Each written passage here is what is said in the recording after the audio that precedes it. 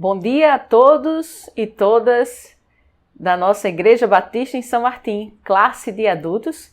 Estamos aqui para continuar o nosso estudo baseado no livro de Eclesiastes. Então, nós estamos estudando por esses domingos sobre esse livro que traz mensagens tão interessantes. O livro, talvez, o livro mais mal-humorado da Bíblia, mas que traz uma bela reflexão sobre a vida. E hoje, o tema da nossa aula será Vencendo a Religião. A religião precisa ser vencida? Note que a gente aqui vai discutir sobre religião como a ideia de que existe uma crença de que existe uma força sobrenatural, criadora do universo, de todas as coisas e pessoas, sendo essa força Deus.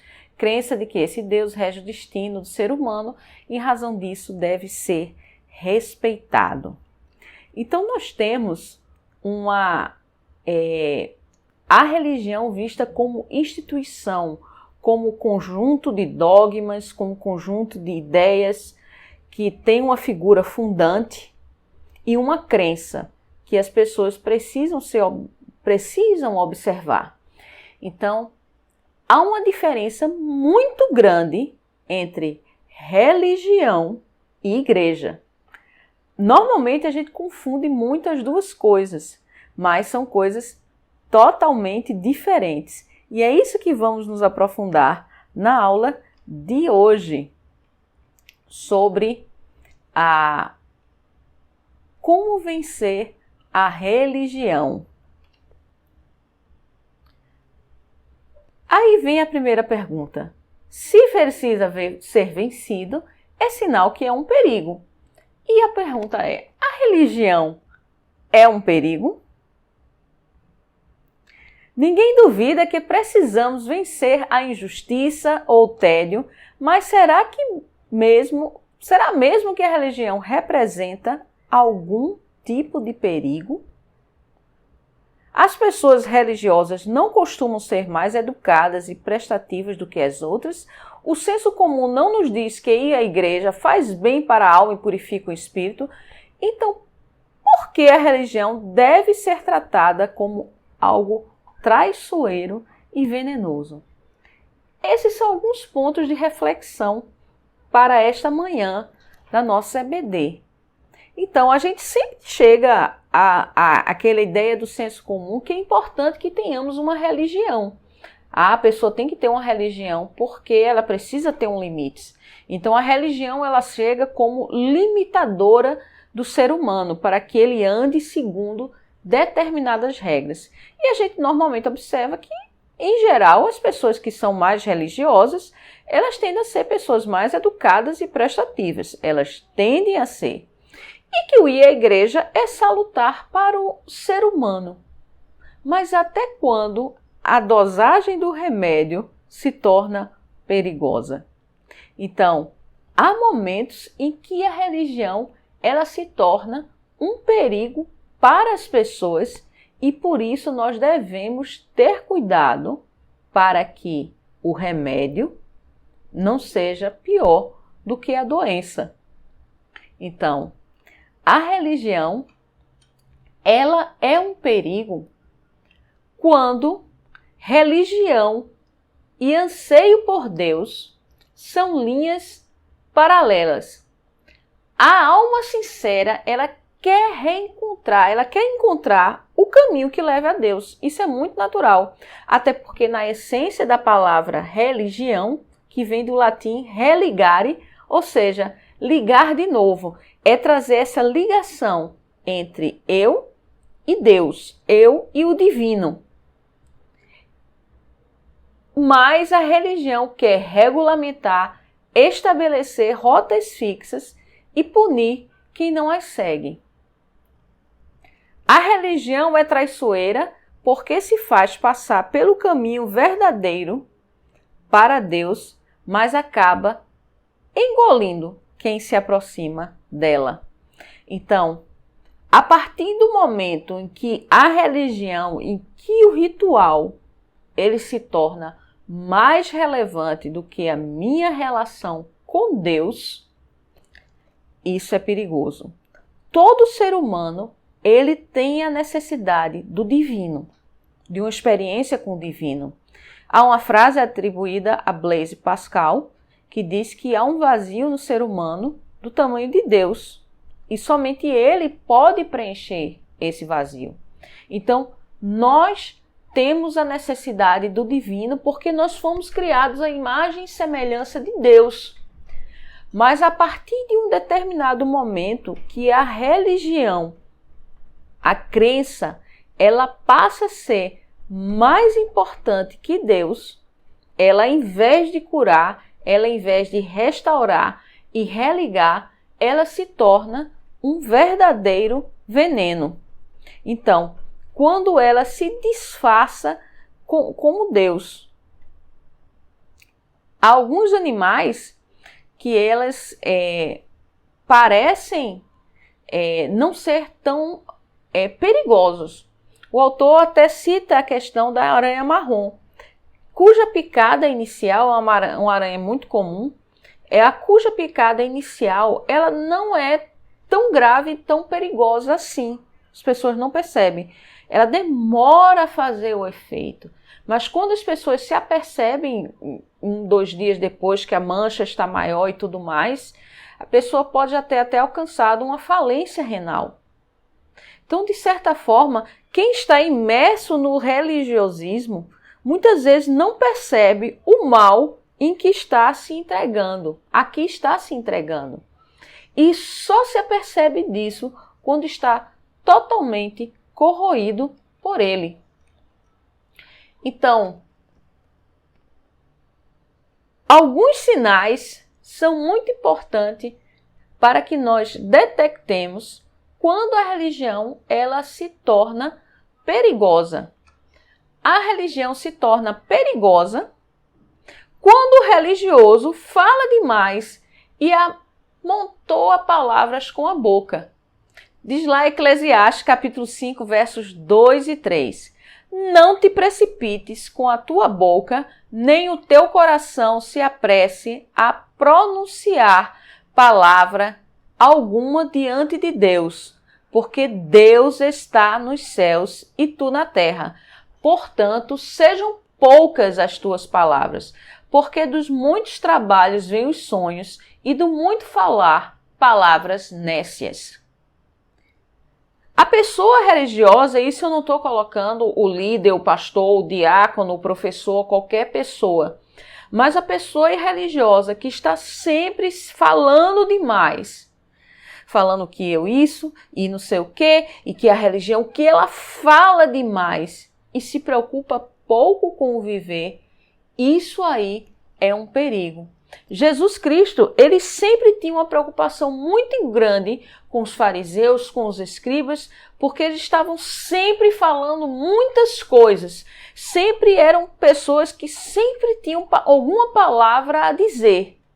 Mas essas palavras, elas eram vãs e não tinham importância nem relevância alguma para a vida das pessoas.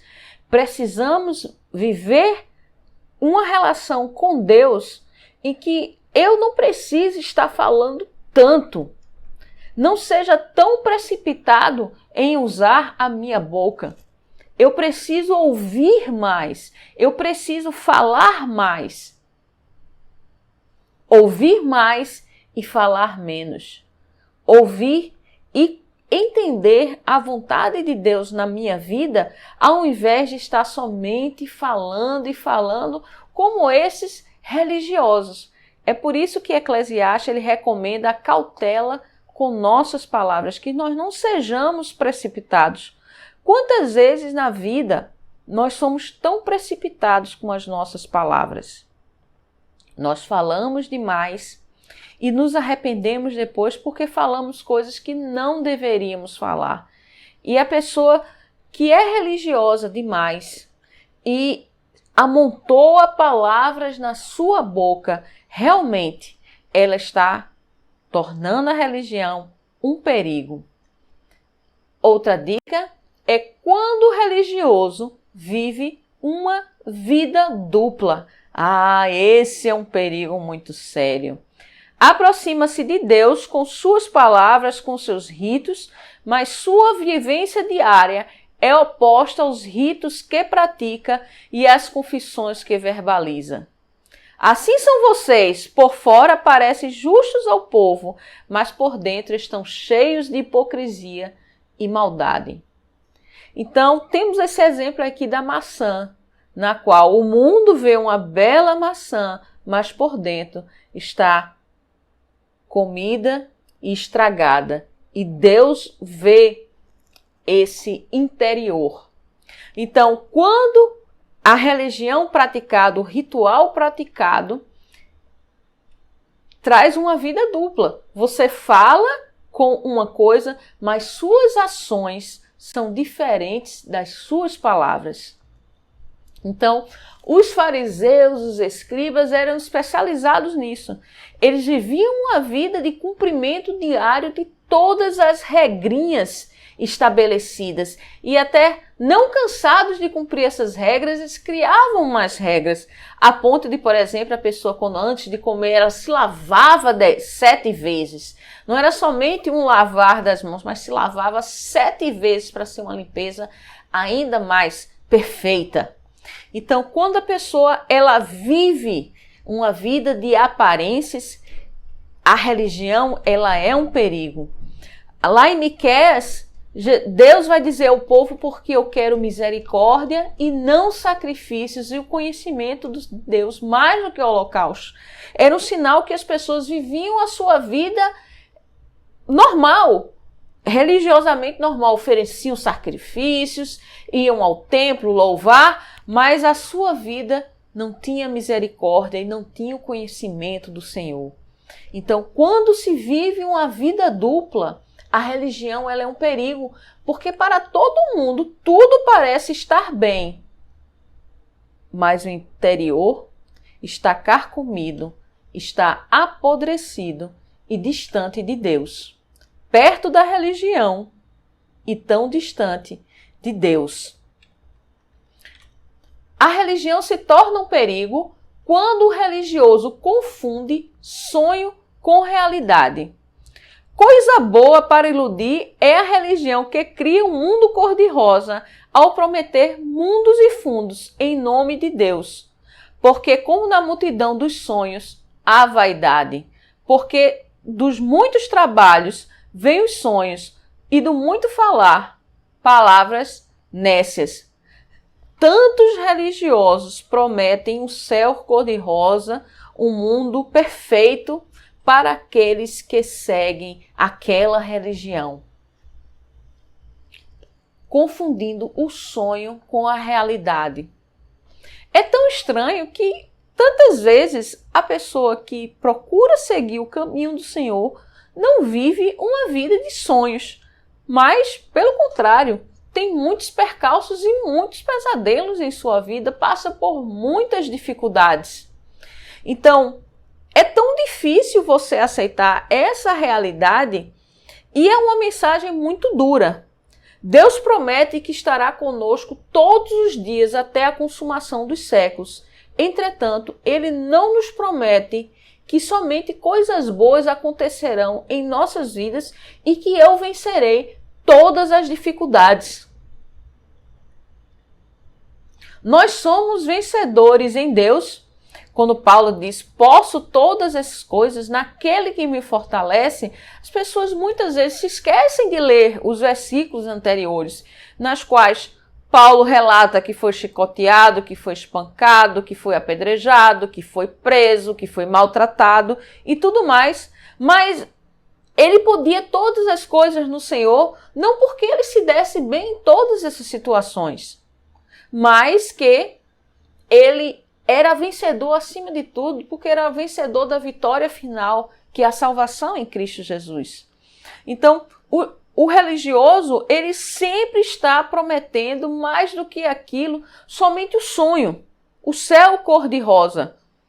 Se bem que eu nem sei se eu tinha interesse de ter um céu cor-de-rosa. Mas ele sempre está prometendo tudo que é bom. E essa multidão de sonhos a vaidade, ou seja, são coisas vãs. Então as pessoas olham e só prometem que você vai vencer, que você é um vencedor, que você vai vencer tudo. Nós somos vencedores e nós vencemos tudo, sendo que o nosso referencial de vitória não é o mesmo referencial do mundo. Então, a religião se torna um perigo quando ela promete aquilo que ela não pode entregar. Ela não pode prometer uma vida mansa quando Jesus nos diz que no mundo tereis aflições, mas tem de bom ânimo, pois eu venci o mundo. E a religião também se torna um perigo quando o religioso começa a se julgar capaz. Olha para si mesmo e enche o peito de orgulho quando começa a acreditar em si mesmo e em suas potencialidades. Ou seja, imagine, você viveu uma experiência com Deus, foi vencedora, e essa experiência, ela lhe sobe a cabeça e você acha que realmente você é alguma coisa. Isaías 2, versículo 12 vai nos dizer: porque o dia do Senhor dos exércitos será contra todo soberbo e altivo e contra todo o que se exalta para que seja abatido. Então eu tenho que me preocupar em não colocar dentro de mim o orgulho. É claro que eu tenho que procurar ser o melhor servo, observar aquilo que o Senhor me diz para fazer. E é natural que as pessoas reconheçam isso. A Bíblia diz: a quem honra, honra. Ou seja, eu preciso ser honrado por aquilo que eu faço. Entretanto, é necessário que eu não deixe que a soberba, não deixe que isso suba a minha cabeça e torne um perigo para a minha vida. Então, quando nós nos achamos muito capazes, Deus muitas vezes permite que coisas aconteçam na nossa vida para que esse sucesso não nos suba a cabeça, a gente não se ache o rei do pedaço. O texto de Paulo que ele fala que ele sofre um espinho na carne para que a vaidade não se suba a cabeça dele, é uma grande preocupação. Essa multidões de sonhos que há vaidade. Eu preciso reconhecer sempre que eu sou servo e devo sempre lembrar as palavras de Jesus, que vós sois servos e sem ele nada podeis fazer. Então, Paulo trouxe lá em Coríntios que nem o que planta, nem o que colhe é coisa alguma, mas Deus que dá o crescimento.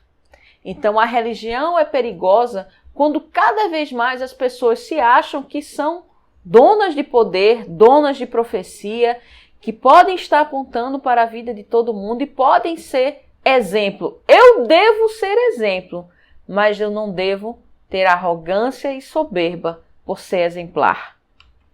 Então, a religião também se torna um perigo quando o religioso promete o que não consegue cumprir. Ou pior ainda, quando o religioso acredita que vai conseguir cumprir sua promessa. Eclesiastes 4 e 5 vai dizer: quando a Deus fizeres algum voto, não tardes em cumpri-lo, porque não se agrada de todos. Cumpre o voto que fazes. Melhor é que não votes do que votes e não cumpra. Então, muitas vezes, no calor da emoção, no calor do momento, no calor do apelo, nós fazemos votos a Deus, nós fazemos promessas a Deus, as quais nós não conseguimos cumpri-las. E o religioso é aquela pessoa que sempre está fazendo promessas e renegociando sua vida com Deus quando não consegue cumprir a promessa anterior. E Eclesiastes é muito claro, não faça votos. Mas se fizeres, cumpra. Você precisa cumprir os votos que você fez. Então, nós precisamos ter esse cuidado. O pastor René, ele traz um exemplo que, alguns anos atrás, quem vivenciou a década de 90, tinha uma campanha, Quem Ama Espera, na qual vários jovens assinaram compromissos, assinaram termos de compromisso de que iriam esperar. Ou seja, era uma campanha de estímulo à castidade, à pureza sexual. E o que é que aconteceu anos depois? A maioria dessas promessas foram jarros de barro, fáceis de fazer, fáceis de quebrar. As pessoas fizeram promessas que não refletiram e não conseguiram cumprir. E quando nós assumimos um compromisso com Deus, nós devemos cumprir. É claro que a minha vida, para eu seguir a Deus, eu não preciso estar fazendo promessas. Eu preciso somente cumpri-las. Cumprir a vontade de Deus. Então, tenho que ter cuidado em que eu não seja aquele religioso que está sempre respondendo a todo o apelo do pastor sobre isso, sobre aquilo, e não reflita. E passe por aquele momento de emocionalismo e no culto seguinte parece que eu não fiz voto algum. Então, precisamos cumprir com os nossos compromissos. Então, eu sou um religioso, eu estou entrando no perigo da religião quando eu faço promessas que não consigo cumprir, ou que eu ache que vá cumprir, mesmo sendo uma promessa a qual eu não possa garantir. Então, eu tenho que ter essa preocupação de não cumprir porque eu me comprometi com algo que eu não deveria ter me comprometido. E por fim, a religião se torna um perigo quando o religioso age passionalmente. Deixa-se levar pela entonação da voz do pregador, pela música, tipo mantra, pela iluminação do auditório, pelo emocionalismo que gera lágrimas. Nos dias de hoje, cada vez mais, nós vemos como as igrejas, como muitas igrejas e seitas estão se aproveitando disso. Você sabe como deixar as pessoas num êxtase religioso de louvor, com a utilização do louvor, de leituras, de depoimentos, de testemunhos, em que as pessoas elas entram numa catarse e só agem emocionalmente. É por isso que aquelas promessas que são feitas, que nós mencionamos, aqueles votos, aquelas promessas, elas são feitas, porque muitas vezes são feitas com base na emoção. E a experiência que Deus nos recomenda é: rogo-vos, meus irmãos, pela compaixão de Deus, que apresentei os vossos corpos em sacrifício vivo, santo e agradável a Deus, que é o vosso culto racional. Eu preciso usar a razão e não usar a emoção. Mas aí, minha irmã, a pergunta: irmã, você está querendo dizer que a gente tem que só ter um culto frio, que todo mundo lá repetindo aquela ladainha? Não, não é isso. A gente pode chorar. E mais do que qualquer outra pessoa, eu posso dizer isso. Quantas vezes eu choro com música, choro com as músicas, mas eu nunca devo me afastar da razão.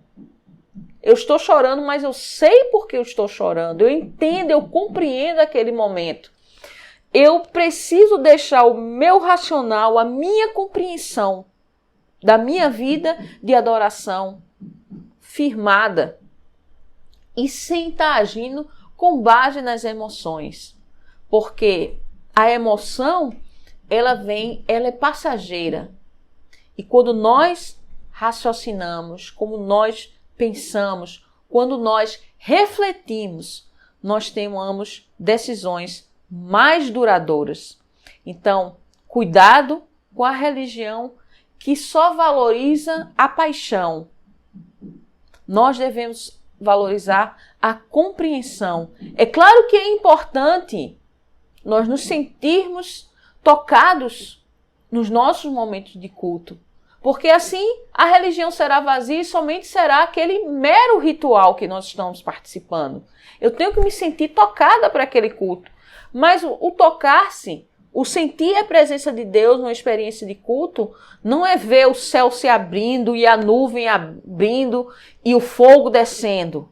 Não precisa disso. Eu não preciso ver um fenômeno transcendental, mas eu preciso sentir tocado com Deus e sentir que eu estou participando de algo relevante para a minha vida. 3 conselhos para vencer a religião, ou seja, essas formalidades. O primeiro conselho é: fale pouco. O que chamamos de oração costuma ser a apresentação do roteiro que, em nossa opinião, Deus deve seguir. Muitas pessoas se preocupam muito em falar, mas o conselho realmente é para falar pouco. Então, muitas das orações é somente uma lista de desejos que eu tenho para com Deus. E eu realmente não me apresento diante dele como servo. Não te precipites com a tua boca, nem teu coração se apresse a pronunciar palavra alguma diante de Deus. Portanto, meus amados irmãos, todo homem seja pronto para ouvir, tardio para falar e tardio para se irar. Então nós devemos falar menos e ouvir mais. E ouvir a palavra de Deus com o estudo da Bíblia. Eu preciso estar preparada para ouvir, para entender a vontade de Deus antes de fazer demandas a Deus, antes de fazer pedidos a Deus. Que eu precise entender a vontade de Deus para que eu possa sentir a grandeza do poder dele em minha vida. Por isso que na Bíblia sempre a sabedoria está no falar pouco. A sabedoria está no ouvir muito. Porque quando a gente fala demais, a gente fala o que não deveria. E quando a gente ouve, a gente escuta, tem mais tempo para escutar o outro e a voz de Deus. Então, seja uma pessoa que tenha uma escuta ativa, ouvindo o que ela tem para dizer. E o que eu procure ouvir a voz de Deus na minha vida. Um outro conselho é: não faça negócios com Deus. Se você fizer votos, Deus espera que eu os cumpra. Quando a Deus fizerem um voto, não tardes em cumpri-lo. Cumpre o voto que fazes. Melhor é que não votes do que votes e não cumpras. Não consintas que tua boca te faça culpado, nem digas diante do mensageiro de Deus que foi inadvertência. Por que razão se iraria Deus por causa da tua palavra, a ponto de destruir as obras das tuas mãos? Então, eu preciso ter cuidado de não estar fazendo negócios com Deus. Deus não é um balcão de negócios.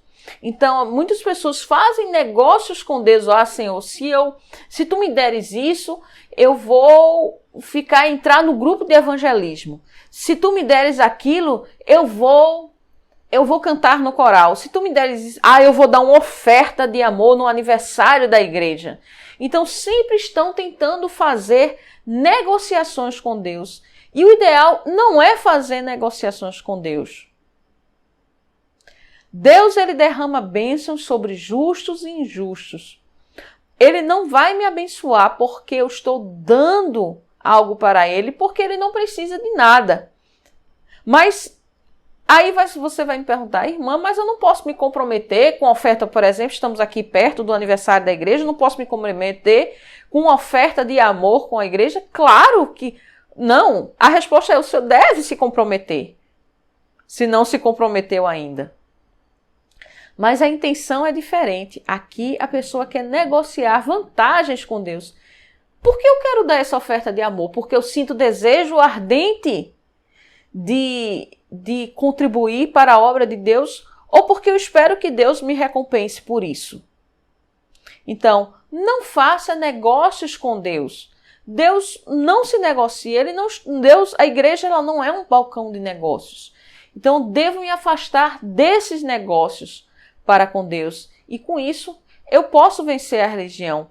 Porque, se você olhar assim, tantas religiões, elas prometem, elas são impulsionadas pelos múltiplos negócios que você faz com Deus para alcançar as vitórias prometidas. E o último conselho é: mostre temor a Deus. O temor de Deus infunde em nós o desejo de obedecê-lo em todo tempo e lugar. O temor de Deus semeia em nós o anseio de andar na luz. Quando Eclesiastes ele coloca esse temor de Deus, ele não está falando somente de um temor. Muitas vezes os sinônimos que nós temos, temor, reverência, submissão, elas não refletem precisamente o que seria esse temor que temos que ter a Deus. É um temor especial, um temor a Deus. Porque é um temor que traz o respeito, mas que traz a alegria, está embaixo da graça de Deus.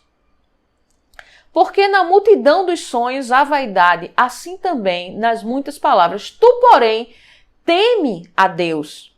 Então, que eu não me abrace com sonhos, que eu não me abrace com a vaidade, mas ele recomenda para que eu possa temer a Deus. Quando eu temo a Deus, eu sinto esse desejo de obedecer em todo tempo e lugar, não é cumprindo por obrigação. Então, o temor a Deus é algo que é feito por vontade e não por submissão e não por obrigação. Essa é a diferença. Então, nós vencemos a Deus quando Deus me diz que eu devo amar o meu inimigo. Eu não sinto isso como uma obrigação. Eu procuro fazer isso como a alegria de estar cumprindo a vontade de Deus e na certeza de que Deus vai tocar naquela pessoa.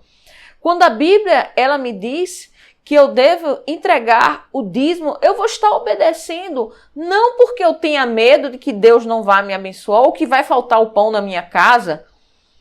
Tem gente que vem até aquela coisa, tem gente que quer economizar no dízimo e gasta na farmácia. Não é isso, não é esse tipo de negociação, mas o temor a Deus ele faz com que eu sinta que isso é leve, até porque Jesus próprio diz que o fardo dele é leve e o jugo é suave. Esse temor a Deus é leve e é suave. Ele não causa um peso desnecessário, um peso excessivo sobre nossa cabeça. Então, mostrar o temor a Deus é importante porque com ele eu sinto o desejo de obedecer, eu sinto o desejo de cumprir o seu querer, de andar na luz. Então, quando eu estou seguindo esse caminho de temor a Deus, as coisas acontecem com suavidade. Eu sinto prazer em estar com Deus. Como o salmista do Salmo 1, antes tem o seu prazer na lei do Senhor e na sua lei medita de dia e de noite.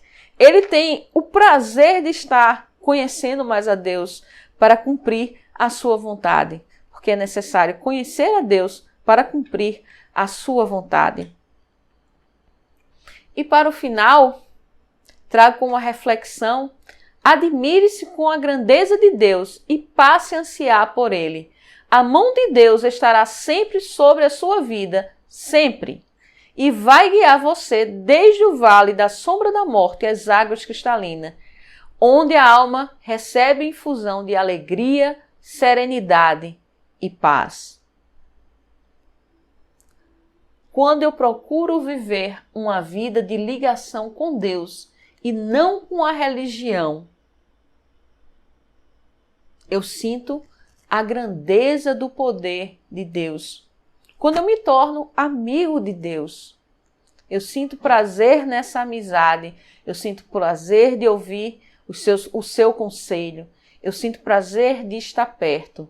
Aí a gente sai do vale da sombra da morte e vai para os pastos verdejantes e as águas tranquilas com serenidade e paz. Que nós possamos viver essa vida tão agradável com Deus e que vençamos a religião. Que Deus nos abençoe e tenham a todos um bom domingo.